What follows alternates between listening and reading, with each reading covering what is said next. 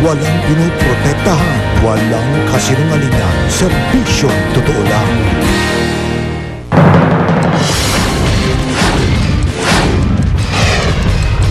Isa pang dating AFP Controller na si Lieutenant General Jacinto Ligot nagisa dahil sa mga bahay sa Amerika na binili ng kanyang misis. Hindi ho ba kayo nagtanong sa asawa nyo? Oh, honey, bakit ka bumili ng bahay sa Amerika na hindi ko alam? Natanong ko po yun sa kanya. Oh, yun naman. Oh, di aware ka pala. Bukod sa umano'y pasalubong at pabaon sa mga hepe ng AFP at mga misis ng ilang general, pati mambabatas, may pakimkim din daw. Dating Congressman Prosper Bichay, nakatanggap daw ng ₱250,000 sa kada bisita sa Chief of Staff. Ayon sa dating AFP Budget Officer na si George Rabusa, Bichay, itinanggi ang paratang. Presyo ng mga produktong petrolyo, posible raw tumaas ng piso dahil sa krisis sa Egypt. Singil sa kuryente, tataas din ngayong buwan kahit malamig pa ang panahon. Pati tinapay, nakaambang magmahal na naman. Fare hike sa MRT at LRT, posibleng hindi muna matuloy sa March 1. Police Director Roberto Rosales, di nabigil ang galit sa reporter na naglabas ng ulat na nagdadawit sa kanya sa karnaping.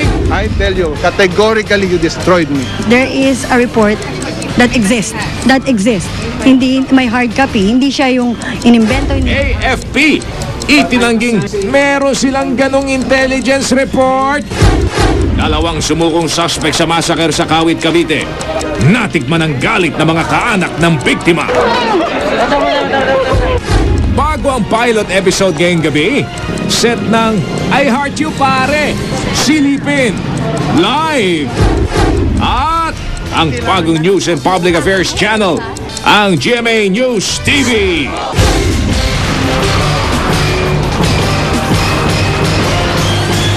Mula sa GMA Network Center, narito si Mike Enriquez. Ito ang 24 Oras.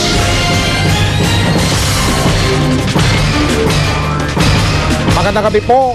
Dalawang asawa ng mga dating general, isang dating kongresista at isang auditor ng Commission on Audit. Sila ang mga nadagdag sa listahan ng mga umano'y nabiyayaan ng pabaon pati na raw ng pakimkim.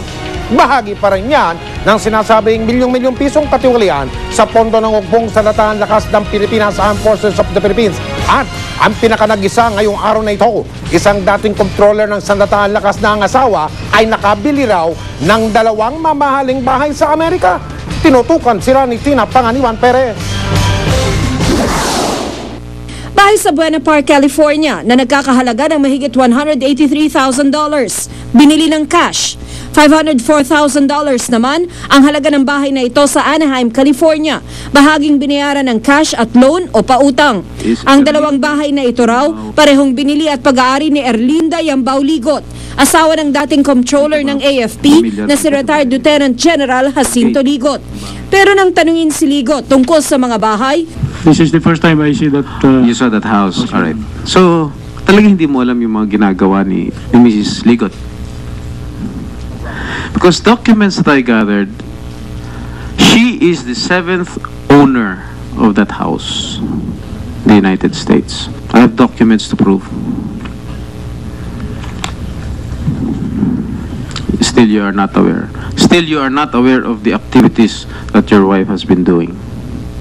These informations are included in my case against in Sandigan Bayan, Your Honor. With your respect, I invoke my right for... Kasi pag hindi ka kasi sumagot sa akin o sa amin, mapipilitan po kung patawag po yung misis ninyo. Ayoko naman gawin yun. Kaya kayo na lang sumagot. napaamin din ang paulit-ulit na pagtatanong ni Senator Jinggoy Estrada si Ligot, pero hindi pa rin ganap ang pangungumpisal nito. May bahay po, pero yung pinakita po, ngayon ko lang nakita po yan. May bahay talaga? Ang asawa niyo? According to the information filed by Ombudsman, Your Honor. Hindi ho ba kayo nagtanong sa asawa niyo, oh, honey, bakit ka bumili ng bahay sa Amerika na hindi ko alam?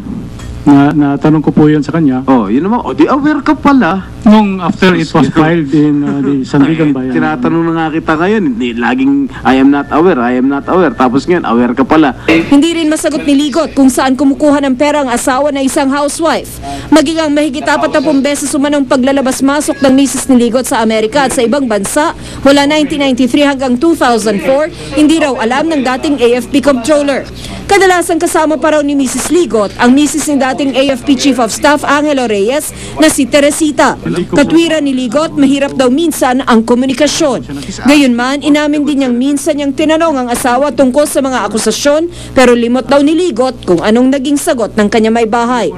Sabi ni dating AFP Budget Officer Retired Lieutenant Colonel George Rabusa, minsan niyang nakasama sa Amerika ang asawa ni Reyes. At sa pagkakaalam daw niya, ang AFP daw ang bumili ng ticket nito, habang siya raw mismo ang nagbigay ng $10,000 na pabaon kay Mrs. Reyes.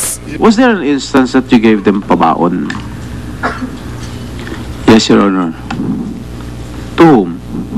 To Mrs. Reyes. Sa dami po niyan, hindi ko na matandaan eh.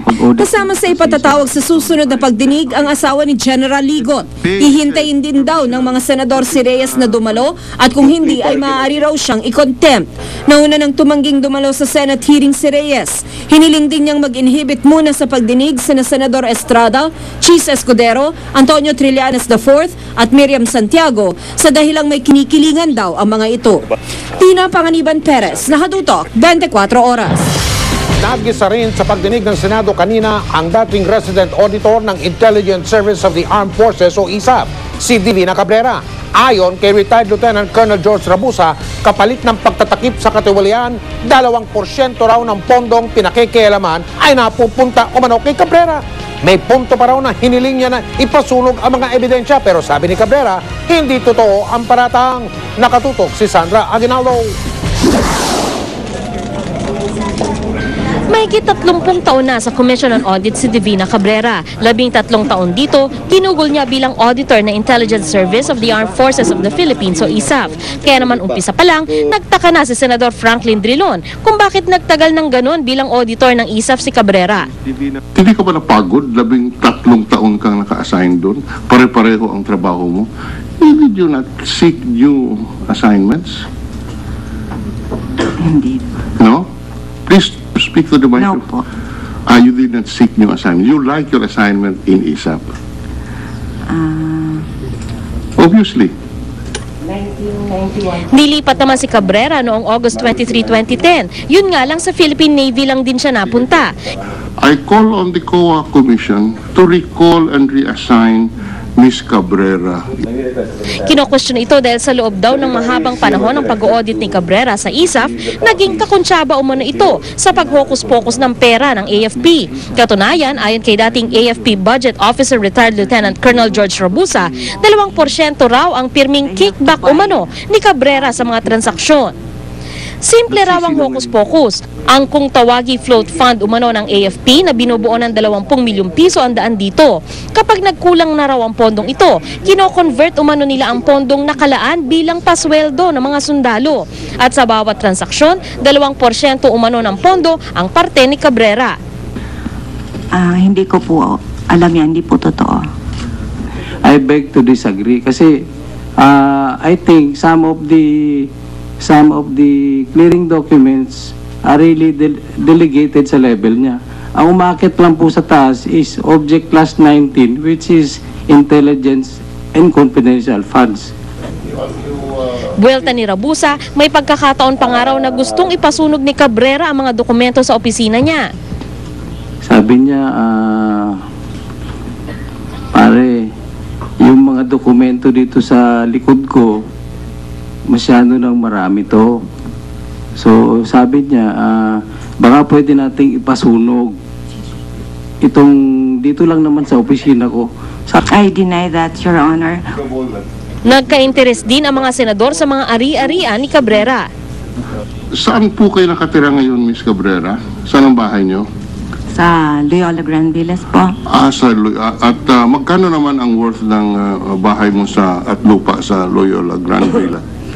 Yung sa amin po, mga 2.5 po.